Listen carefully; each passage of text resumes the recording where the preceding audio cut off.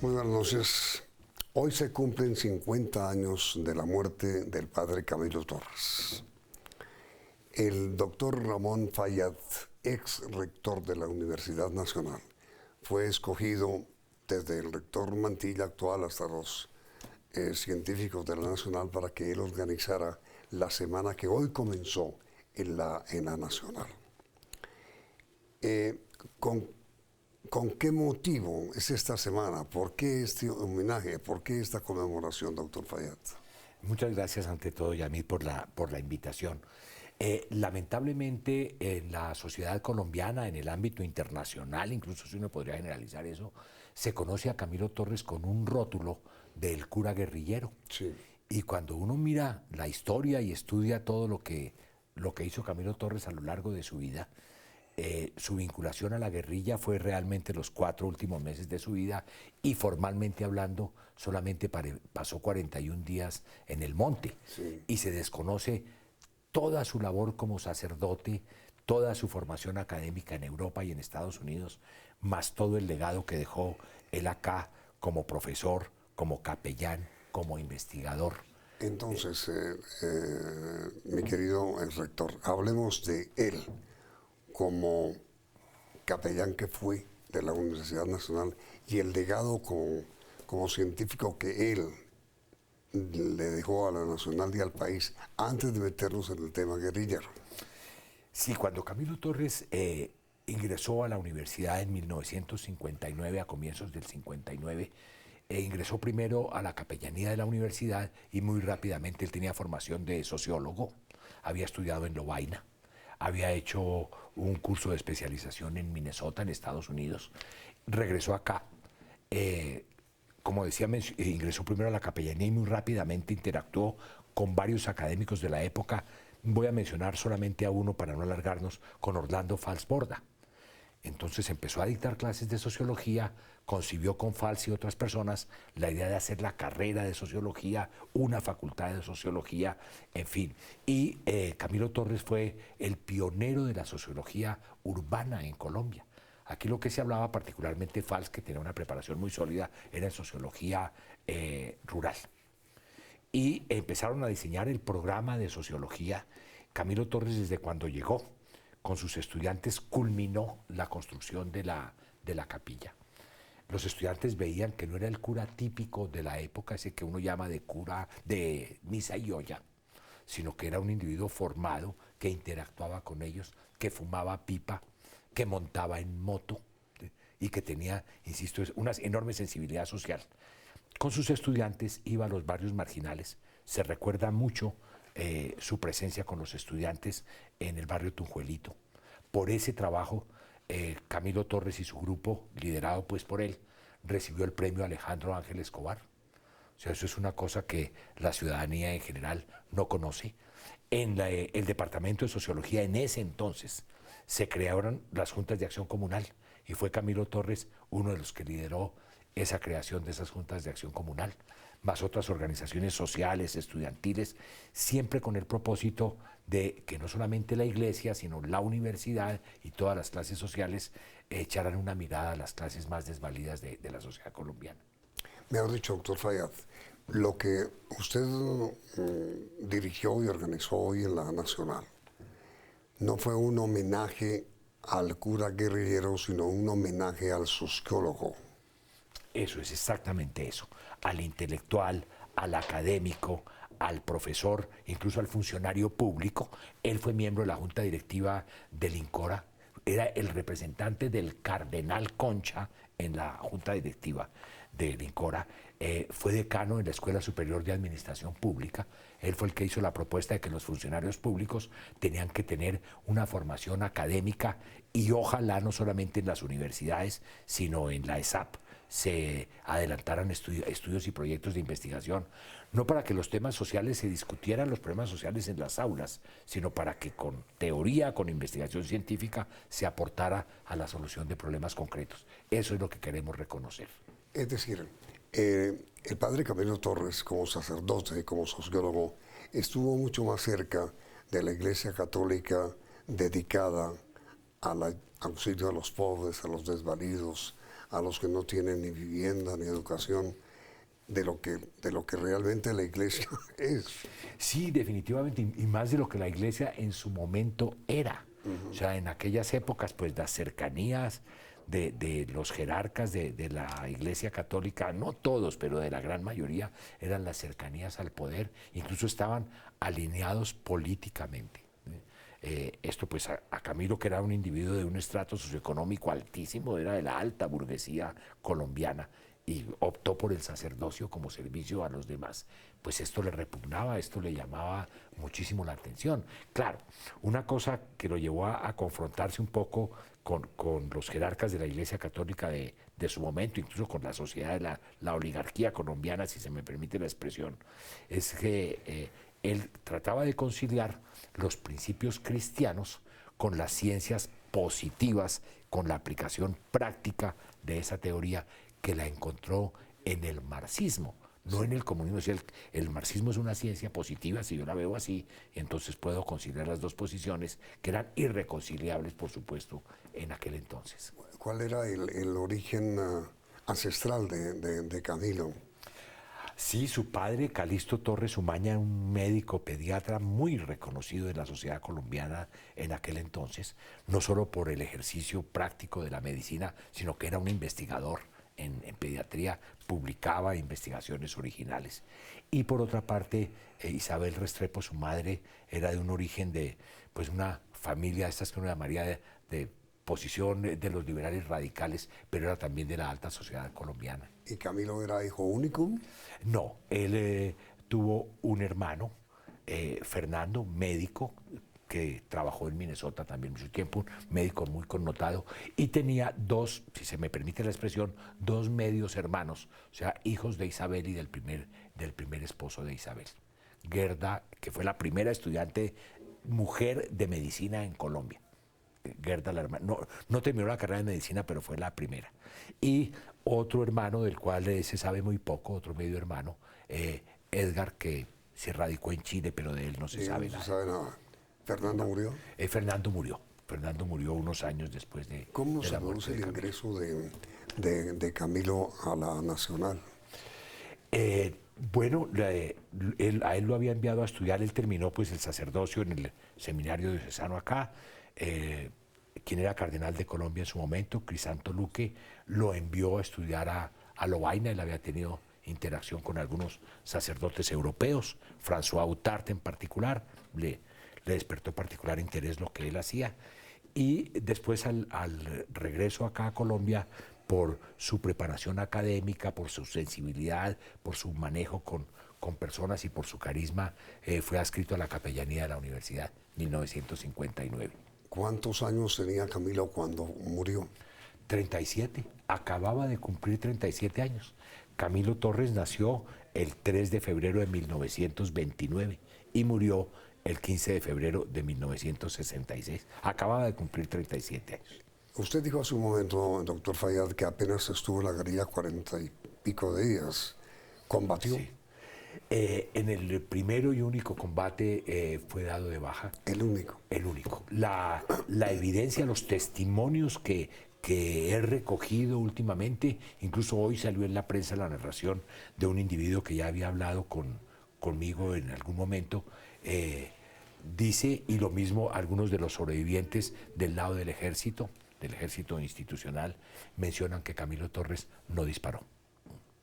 Le dispararon y lo mataron. Le dispararon y lo mataron. Hay una versión, digamos, un poco mística en que Camilo Torres, pues educado en el mandamiento no matar, lo que hizo fue aproximarse probablemente a los que estaban caídos allí, más bien con sentido religioso de la extrema unción, pero no hay evidencia de que Camilo hubiera disparado. He leído además en estos días, doctor Fayad, que le pesaba demasiado el fusil cuando lo cargaba y tenía inclusive las piernas inflamadas por el peso, que eran 11 kilos. Pues.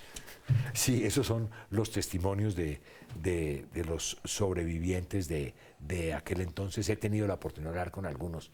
Ya me imagínese usted y todos los que nos están escuchando, a un individuo con las clasificaciones actuales del estrato más alto que usted se pueda imaginar de la alta burguesía, sí, trabajaba, vivía con los pobres, pero era un individuo urbano, ¿no? Que absolutamente para nada tenía ningún entrenamiento en esas lides militares y mucho menos en ambientes tan hostiles como las selvas colombianas. Ahora, el doctor Fayad, inmediatamente después de comerciales, ¿cuándo y por qué y cómo decide Camilo irse al monte en un momento?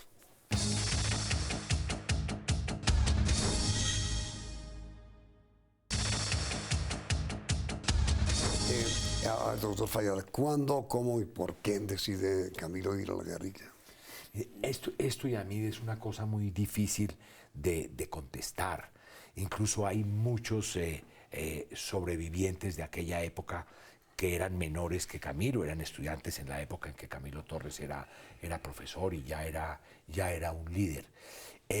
Lo que sí, eso le correspondería más bien contestarlo a los estudiosos de las ciencias sociales en Colombia, mirar con mucho más detalle y mucho más profundidad qué fue lo que ocurrió.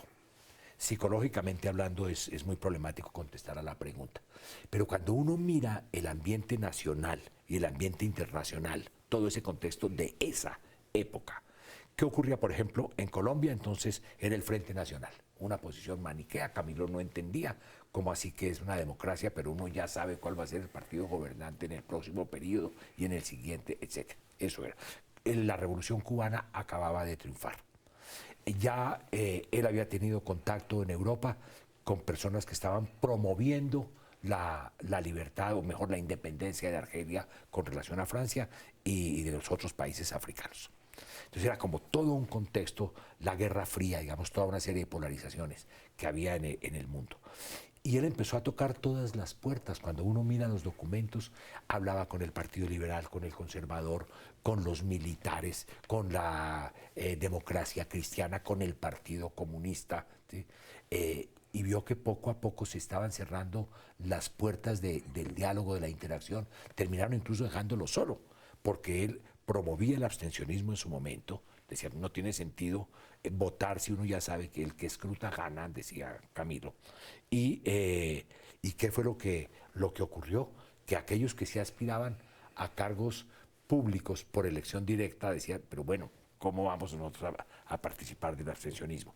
Todo esto lo llevó a ir radicalizando y radicalizando cada vez más sus posiciones al ver que no encontraba otra alternativa. Además, Camilo pensaba, y esto hay testimonios directos de personas que invité a este evento, que pensaba que la revolución estaba a la vuelta de la esquina, que en máximo 1 o 2 años ya el cambio de estructura se daba y que parece ser, decía él, la única alternativa va a ser la lucha armada. ¿Usted lo conoció? Lo vi. Es muy difícil decir que lo conocí, pero lo vi en 2 ocasiones, en la Universidad Nacional. ¿Usted qué hacía? Yo era primero, cuando lo vi la primera vez, yo era estudiante de colegio, en el Colegio Mayor de San Bartolomé. Ah, ¿lo conoció en San Bartolomé? No, en la Universidad Nacional. Mi hermano Luis aspiraba a ingresar a la carrera de Sociología y se exigía una entrevista.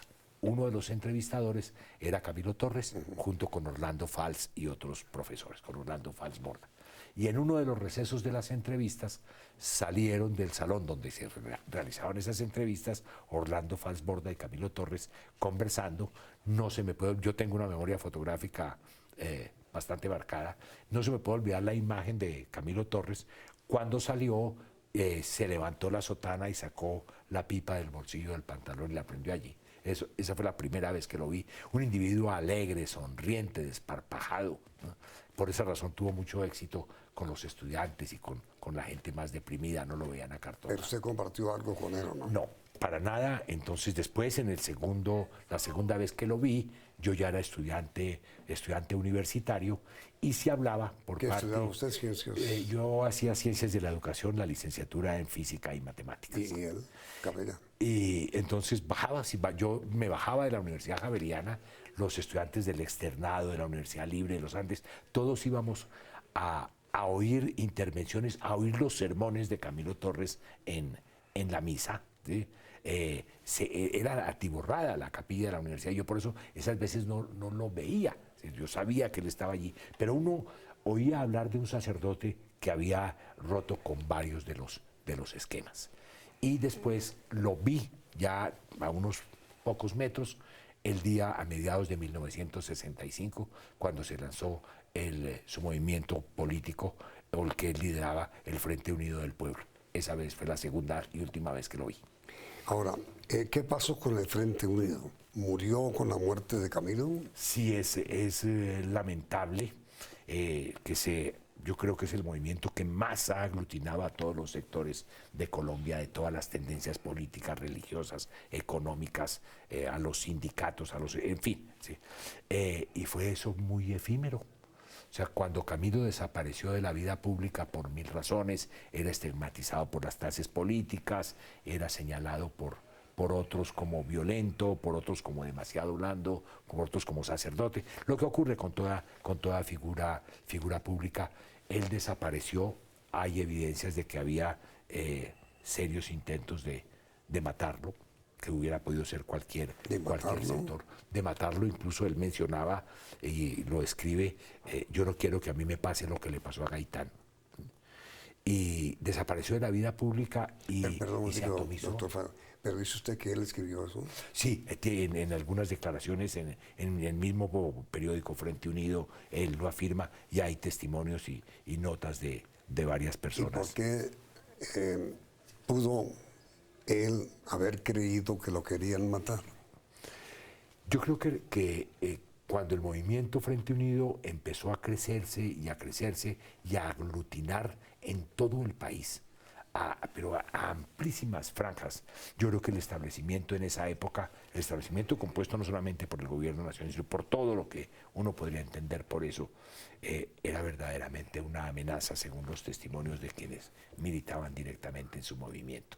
Él los reunió, tenemos un testimonio vivo de una persona que va a intervenir en nuestro evento, que nos va a contar cómo Camilo Torres reunió al grupo más cercano y les dijo, mi vida está en peligro. Ahí fue cuando lo mencionó y lo escribió en una carta, que no quería que le pasara lo que le pasó a Gaitán, y los dispersó. Y el Frente Unido se acabó cuando desapareció Camilo de la escena pública, y peor cuando el 7 de enero del 66 anunció que había ingresado al Ejército de Liberación Nacional. ¿Cómo lo anunció?